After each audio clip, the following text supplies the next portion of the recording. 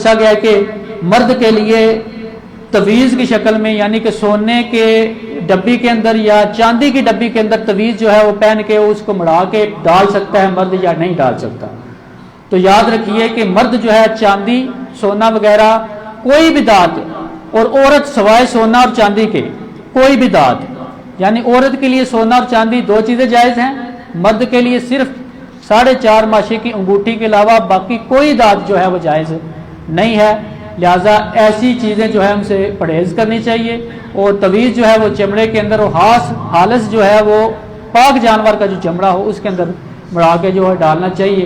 اللہ رب العزت سے دعا ہے کہ رب سے دعا ہے۔ 4.5 ماشے چاندی جی 4.5 ماشے مرد کے لیے سونا یا چاندی، مرد کے لیے 4.5 ماشے کی انگوٹھی جو ہے وہ صرف جائز ہے، اس سے زیادہ بھی جائز نہیں ہے۔ چاندی کی جو ہے انگوٹھی جو ہے مرد کے لیے 4.5 ماشے کی اتنی ہی جائز ہے، اس سے زیادہ جائز نہیں۔ جو 2-2 3-3 پہنتے ہیں یہ جائز نہیں۔ اللہ رب العزت دعا ہے کہ رب